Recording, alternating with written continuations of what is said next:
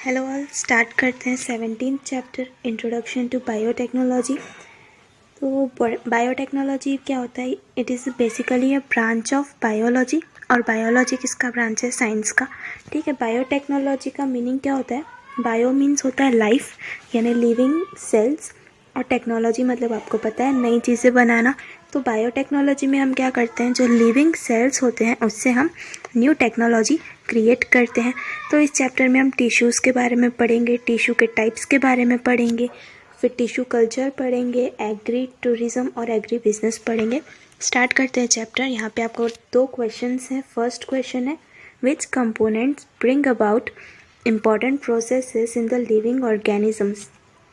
Living organisms में जो भी इम्पॉर्टेंट प्रोसेसेस हो रही है, कौन सी हो रही है? डाइजेशन हो रहा है, एक्सक्रीशन हो रहा है ना, फिर प्यूरिफिकेशन ऑफ ब्लड। ये सारी जो लिविंग प्रोसेसेस है उनमें कौन कौन से कंपोनेंट्स हमें हेल्प करते हैं? तो इसका आंसर क्या हो जाएगा? सॉइल हो जाएगा, एयर, वाटर। ठीक है, ये सारे कंपोनेंट्स हमें हेल्प करते हैं इन सारी प्रोसेसेस के लिए। फिर next, what is which is the smallest structural and functional unit of body of living organism. तो लिविंग ऑर्गेनिजम्स में सबसे छोटा पार्ट या सबसे छोटा यूनिट कौन सा है? तो वो हम सबको पता है, सबसे छोटा पार्ट हमारी बॉडी का होता है सेल। फिर स्टार्ट करते फाइनली टिश्यूज़। टिश्यू क्या होता है? टिश्यू यानी होते हैं ग्रुप ऑफ सेल्स। ठीक है, टिश्यू यानी क्या होता है? Group of cells. आपको सेल पता है, हमारी जो बॉडी है वो बहुत सारे ट्रिलियन ऑफ सेल्स से बनी हुई है। ठीक है, बहुत सारे छोटे छोटे सेल्स से बनी हुई है। अब ये सेल्स अकेले एग्जिस्ट नहीं करते बॉडी में। ये सेल्स क्या करते हैं, जब बहुत सारे सेल्स एक साथ मिलजुल कर आते हैं तो उस स्ट्रक्चर को हम बोलते हैं टिश्यू। ठीक है, तो टिश्यू कैसे बनता है? बहुत सारे सेल्स जब एक साथ आते हैं तब ये टिश्यू बनता है। In the case of amoeba like unicellular organisms, all functions are perform by organelle of that single cell. अब अगर अमीबा की बात करें, अमीबा आपको पता है एक बहुत ही छोटा सा ऑर्गेनिज्म है ये, जो हम खुली आंखों से देख नहीं सकते। हमें इसके लिए माइक्रोस्कोप की ज़रूरत होती है इसको देखने के लिए। ठीक है, तो ये जो ऑर्गेनिज्म है यूनिसेल्युलर ऑर्गेनिज्म है। यूनिसेल्युलर का क्या मतलब हुआ? ये ऑर्गेनिज्म सिर्फ एक सेल से बना हुआ है। ठीक है, सिर्फ एक ही सेल है इसमें, इसीलिए हम इसको देख नहीं सकते, क्योंकि सेल जो है वो बहुत ही ज़्यादा छोटा होता है। All functions are perform by organelle of that single cell. अब ये अमीबा जो है ये एक ही सेल से बना है, और इस अमीबा में ये जो एक सेल है यही सारे इसके फंक्शन करता है, फूड लेने का, फूड को छोड़ने का, ठीक है, ब्रीथिंग का, रेस्पिरेशन का, ये सारे फंक्शन जो है ये एक ही सेल के अंदर यहाँ पे हो रहे हैं। However, most of the organisms are multicellular. How the various processes brought in their body, group of cells come together so as to perform the various functions of the body. अब ये amoeba की हमने बात की, वो तो single cell से बना हुआ है, यूनिसेल्युलर है, लेकिन कुछ ऑर्गेनिजम्स जो है वो मल्टी सेल्युलर होते हैं। मल्टी सेल्युलर यानी जिनमें बहुत सारे सेल्स हैं, जैसे हम हो गए ह्यूमन बींग्स, हम मल्टी सेल्युलर हैं। हम मल्टी सेल्युलर क्यों हैं? क्योंकि हमारी बॉडी जो है वो बहुत सारे सेल्स से बनी हुई है, और उनमें जो मल्टी सेलुलर ऑर्गेनिज्म होते हैं उनमें वेरियस प्रोसेसेस कैसे होती है? तो जब बहुत सारे सेल्स, ग्रुप ऑफ सेल्स एक साथ आते हैं तो वो क्या करते हैं, वो अलग अलग प्रोसेसेस कैरी आउट करते हैं बॉडी में। जैसे रेस्पिरेशन हो गया, तो कोई सिंगल सेल हमारी बॉडी में रेस्पिरेशन नहीं करता। हमारा जो रेस्पिरेटरी सिस्टम है उसकी मदद से हम रेस्पिरेशन करते हैं बॉडी में। ठीक है, बट वो जो रेस्पिरेटरी सिस्टम है वो किससे बना है? बहुत सारे ग्रुप ऑफ सेल्स से, यानी कि टिश्यूज से बना है। Are you familiar with the sequence? यहाँ पे एक सीक्वेंस दिया हुआ है, सबसे छोटा लेटर्स होते हैं। जब बहुत सारे लेटर्स एक साथ आ गए तो वर्ड्स बनते हैं, वर्ड्स जब एक साथ आ जाते हैं तो सेंटेंस बन जाता है पूरा, और बहुत सारे सेंटेंस एक साथ आ गए तो लेसन या चैप्टर बनेगा, और चैप्टर्स जब एक साथ आ गए, बहुत सारे चैप्टर्स का ग्रुप मिला के क्या बनती है? हमारी टेक्स्ट बुक बनती है। फॉर एग्जांपल ये हमारी साइंस की टेक्स्ट बुक। ठीक है, वैसे ही बॉडी में भी ऐसा ही ऑर्गेनाइजेशन होता है, एक डेफिनेट हायरार्की होती है, यानी एक डेफिनेट सीक्वेंस होता है, जिसमें सबसे पहले क्या आता है? सेल आता है। बहुत सारे सेल्स जब एक साथ आ जाते हैं तो उससे क्या बनता है? टिश्यू बनता है। बहुत सारे टिश्यू एक साथ आ गए तो उससे क्या बनता है? ऑर्गन्स बनते हैं। और बहुत सारे ऑर्गन्स एक साथ आ गए तो उससे क्या बनते हैं? ऑर्गन सिस्टम बनता है। और ऑर्गन सिस्टम से एक साथ आ गए तो क्या बनता है? हमारी बॉडी बनती है। ठीक है, फिर a group of sales having the same origin, same structure and same function is called a tissue. अब ये है टिश्यू की डेफिनेशन, आपको पूछी जा सकती है 1 मार्क के लिए। तो टिश्यू किसे कहेंगे? Group of sales having the same origin, same structure और सेम फंक्शन। टिश्यू जो है वो ग्रुप ऑफ सेल्स है, ये तो हमें पता है, लेकिन कौन से सेल्स आने चाहिए उस ग्रुप में? ऐसे सेल्स जिनका ओरिजिन सेम है। ओरिजिन से क्या मतलब हुआ कि सेल्स जब प्रोड्यूस होते हैं, सेल्स जब ओरिजिनेट हो रहे हैं, सेल्स जब बन रहे हैं, तो उसे ओरिजिन कहते हैं। और ये सेल बनते कैसे हैं? तो इसके लिए एक अलग प्रोसेस होती है जिसको सेल साइकिल बोलते हैं। उस प्रोसेस से ये सेल्स बनते हैं, और सेल्स जो बनते हैं वो एक ही सेल से बनते हैं, ठीक है। अगर बहुत सारे सेल बनने हैं तो यही सेल क्या करता है, एक सेल डिवाइड करता जाता है और उससे बहुत सारे सेल्स बनते जाते हैं। तो उन सब का ओरिजिन, जो भी टिश्यू में सेल आ रहे हैं, मान लीजिए ये एक टिश्यू है, इसमें बहुत सारे सेल्स हैं, तो इन सब सेल्स का ओरिजिन सेम होना चाहिए, एक ही सेल से आने चाहिए ये। फिर इनका स्ट्रक्चर सेम होना चाहिए, ठीक है। इनका स्ट्रक्चर सेम होना चाहिए और इनका फंक्शन भी सेम होना चाहिए। ये एक ही काम करने चाहिए। मान लीजिए इस टिश्यू का एक सेल रेस्पिरेशन में हेल्प कर रहा है, तो दूसरे सेल ने भी वही काम करना चाहिए, तीसरे सेल ने भी वही काम करना चाहिए। तो ऐसे ग्रुप को हम क्या बोलते हैं? टिश्यू। तो फिर से टिश्यू क्या होता है? Tissue is a group of sales having same origin. दूसरी बात क्या चाहिए? सेम स्ट्रक्चर चाहिए, और क्या चाहिए? सेम फंक्शन होना चाहिए, तभी हम उसे टिश्यू कहेंगे। फिर million of cells are present in the body of multicellular organisms.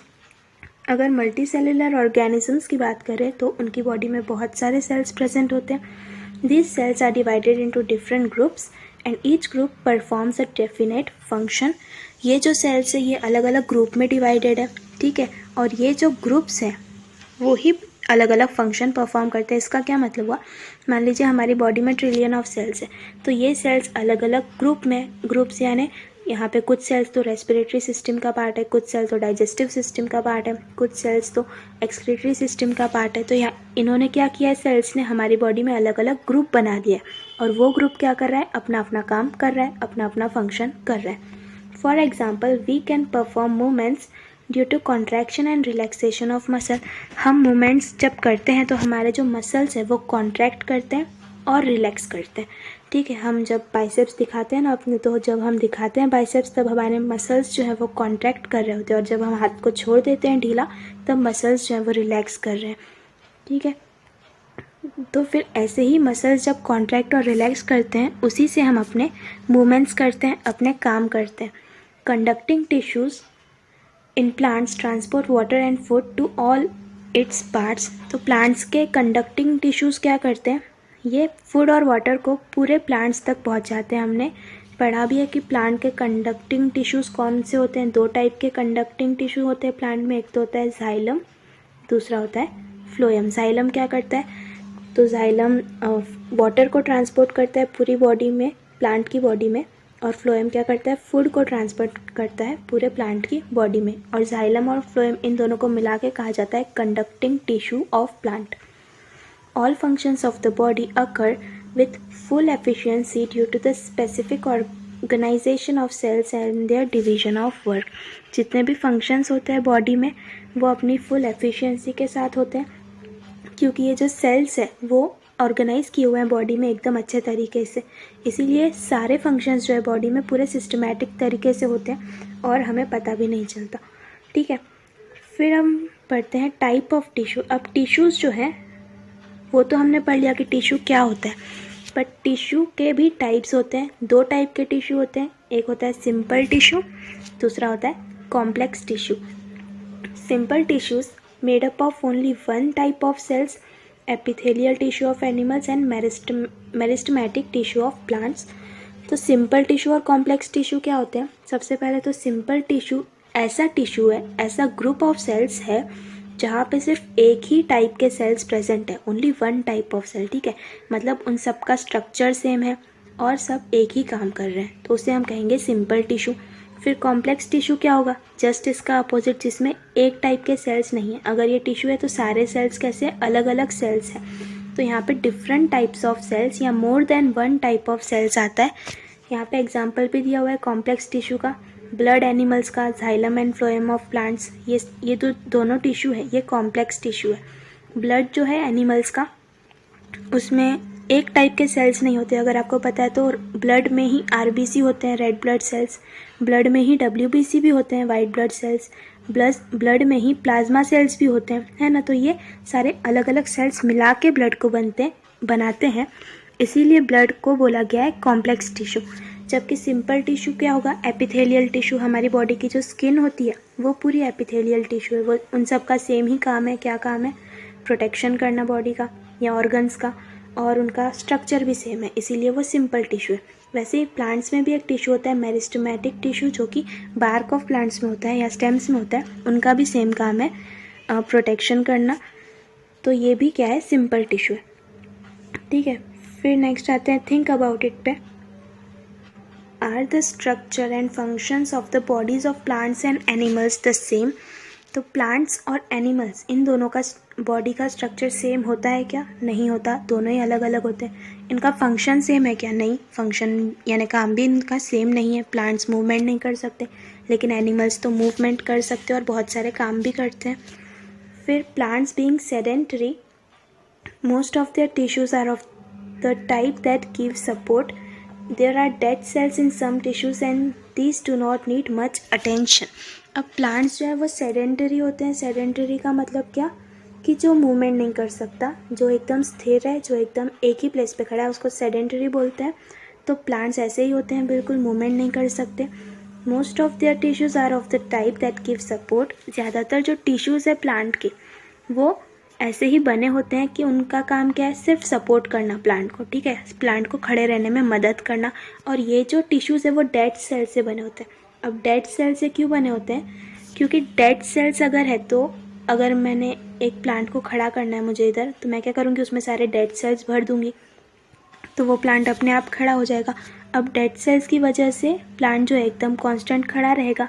और डेड सेल्स ही क्यों, क्योंकि इनको प्रॉपर मेंटेनेंस की ज़रूरत नहीं पड़ती, ठीक है। ये तो ऑलरेडी डेड है, मर चुके हैं, तो इनको प्रॉपर मेंटेनेंस की ज़रूरत नहीं पड़ती। इनको कभी भी पानी मिले ना मिले, फूड मिले या ना मिले, कोई फ़र्क नहीं पड़ता, ठीक है। लेकिन इसी की जगह अगर लिविंग सेल्स होते तो उनको एक प्रॉपर मेंटेनेंस की ज़रूरत है, उन्हें टाइम टाइम पर सब कुछ चाहिए, है ना। इसीलिए डेड सेल्स आपको प्लांट्स में ज़्यादातर दिखते हैं, क्योंकि प्लांट्स में इनका सिर्फ एक ही काम है। और वो क्या काम है इनका, कि इनकी प्लांट की बॉडी को सपोर्ट प्रोवाइड करना, ताकि वो अच्छे से खड़े रह सके।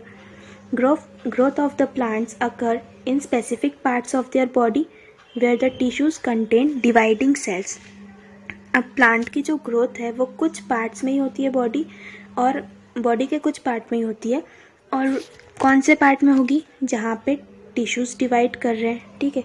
मान लीजिए एक प्लांट है, उसका जो बार्क वाला बार्क वाला पोर्शन है, ठीक है, तो वो पोर्शन ग्रो करते रहता है ना। तो वहाँ पे जो टिश्यूज़ होते हैं, वहाँ के सेल्स क्या करते हैं, डिवाइड करते हैं।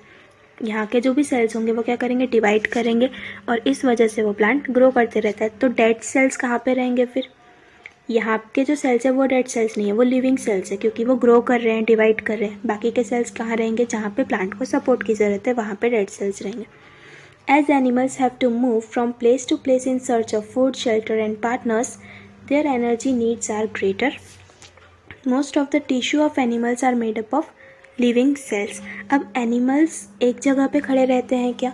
नहीं, उनकी लाइफ में उनको क्या करना है, मूवमेंट करना है, खाने की तलाश में या शेल्टर की तलाश में वो एक जगह से दूसरी जगह घूमते रहते हैं। तो एनिमल्स में डेड सेल्स अगर प्रेजेंट रहे तो चलेगा क्या? नहीं चलेगा।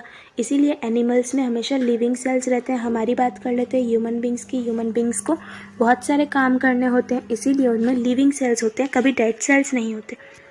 Uniform growth occurs through out the body of an animal and they do not have different dividing and non dividing tissue. अब जो बॉडी है एनिमल्स की, उसमें यूनिफॉर्म ग्रोथ हो रही है, यानी ऑलवेज बढ़ती जा रही है ह्यूमन की बॉडी। आप एक चाइल्ड को देखेंगे तो वो सबसे ज़्यादा जल्दी ग्रो करता है ना। तो इसीलिए उनमें dividing and non dividing tissues नहीं होते। फिर this means that plants and animals have different types of tissue to perform the necessary function. तो यहाँ पे एनिमल्स में हमने देखा कि डिवाइडिंग और नॉन डिवाइडिंग टिश्यू नहीं है। मतलब यहाँ पे डिवाइडिंग यानी जो सेल्स ग्रो कर पा रहे हैं यानी लिविंग सेल्स, नॉन डिवाइडिंग यानी जो नहीं ग्रो कर पा रहे यानी डेड सेल्स। तो एनिमल्स में क्या डिफरेंट टाइप ऑफ टिश्यू होते हैं ताकि ये अपने अपने फंक्शंस को परफॉर्म कर सके अच्छे से। फिर एनिमल टिश्यू को देखते हैं हम। Why can we not see our organs like the heart, blood vessels and intestine. तो ये जो हमारे ऑर्गन्स हैं, हार्ट है, ब्लड वेसल्स है, इंटेस्टाइन है, इनको हम देख क्यों नहीं सकते? आप ही सोचिए, अगर आपका हार्ट है तो आप इसको देख सकते हो क्या? नहीं देख सकते। क्यों नहीं देख सकते? क्योंकि ये ढका हुआ है ना, ये टिश्यू की लेयर से ढका हुआ है। हमारी जो स्किन है वो पूरी एपिथेलियल टिश्यू से बनी है, तो एपिथेलियल टिश्यू से ये ढका हुआ है, ब्लड वेसल्स भी और इंटेस्टाइन्स भी, इसीलिए हम इसको देख नहीं सकते।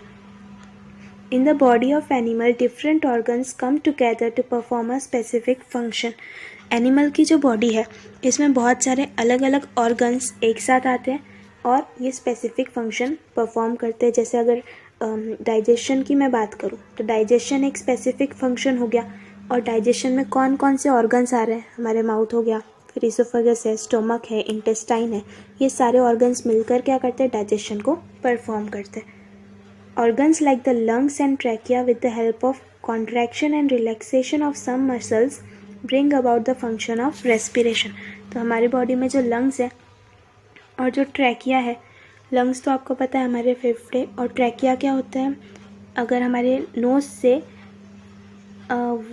एयर अंदर आ रही है, ऑक्सीजन हम ले रहे हैं, तो यहाँ पे एक पाइप होता है और फिर उस पाइप से जाके लंग्स में एयर आती है, ठीक है।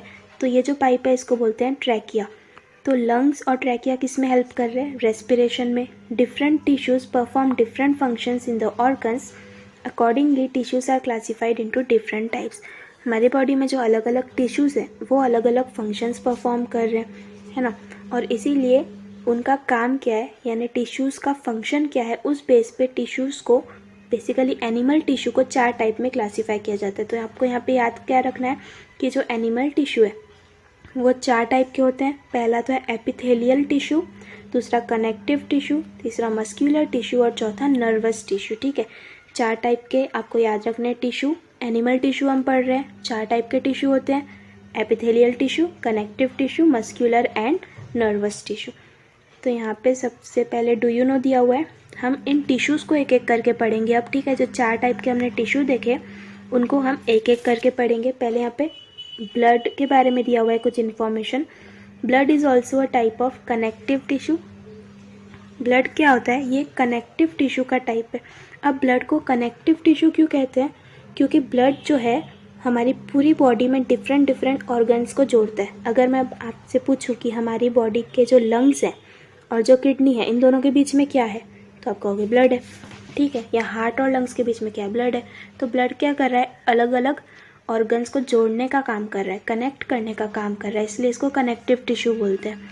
It circulates in our body from one part to another and transports different material. Blood जो है हमारी बॉडी में सर्कुलेट कर रहा है, घूम रहा है पूरी बॉडी में, एक पार्ट से दूसरे पार्ट तक, और अलग अलग मटेरियल्स को ये ट्रांसपोर्ट कर रहा है। For example, it transport oxygen and nutrients to all cells in the body. तो ये ब्लड क्या कर रहा है? अगर हम ऑक्सीजन को ब्रीथ कर रहे हैं तो वो ऑक्सीजन कहाँ जाता है? हमारे लंग्स तक जाता है ना।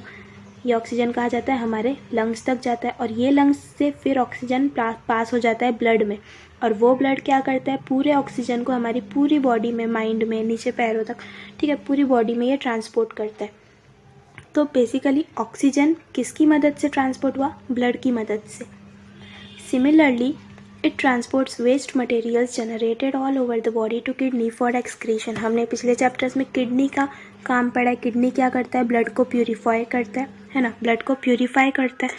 तो ब्लड को प्यूरिफाई करने के लिए किडनी तक ब्लड पहुंचना भी तो चाहिए। तो ब्लड तो किडनी तक पहुंच जाता है, लेकिन ब्लड में जो भी वेस्ट मटेरियल्स है वो भी किडनी तक पहुंचते हैं। किसकी मदद से? तो ब्लड की मदद से।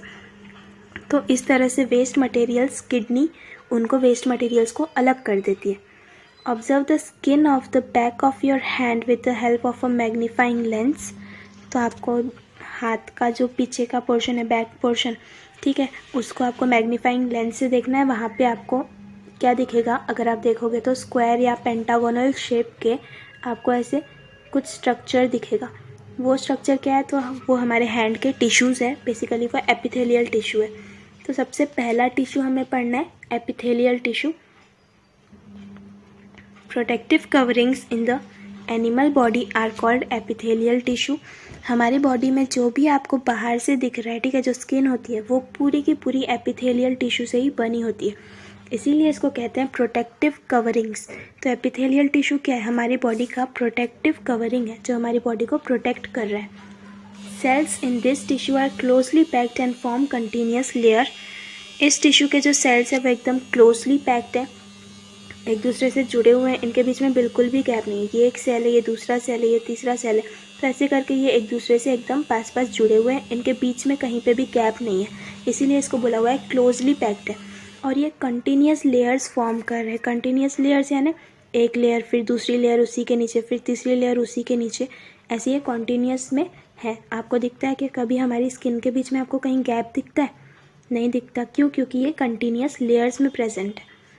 Any material that enters the body first encounters epithelial tissue. अगर हमारी बॉडी में कोई भी चीज़ आनी है तो उसको सबसे पहले किससे जूझना पड़ेगा? एपिथेलियल टिश्यू से, ठीक है।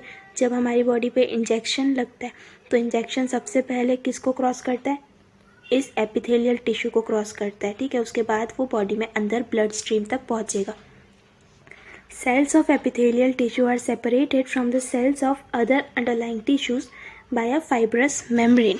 जो एपिथेलियल टिश्यू के सेल्स हैं वो नीचे के जो भी मेम्ब्रेन्स हैं उनसे अलग से किए हुए हैं। मतलब इसका मतलब क्या हुआ? अगर ये हमारी स्किन है, ठीक है, ये हमारी स्किन का अपर पोर्शन है, तो ये अपर पोर्शन तो एपिथेलियल टिश्यू से बना हुआ है, तो उसके नीचे भी कुछ और टिश्यूज़ होते हैं, ठीक है। तो ये जो नीचे के टिश्यूज़ है और जो एपिथेलियल टिश्यू है, ये दोनों के बीच में एक मेम्ब्रेन है। मेम्ब्रेन यानी एक लेयर जैसा स्ट्रक्चर है जिसको फाइब्रस मेम्ब्रेन कहा जाता है। फाइब्रस यानी हेयरी टाइप मेम्ब्रेन है यहाँ पे। और ये मेम्ब्रेन क्या कर रहा है? एपिथेलियल टिश्यू और नीचे का टिश्यू, इन दोनों को क्या कर रहा है? ये सेपरेट कर रहा है।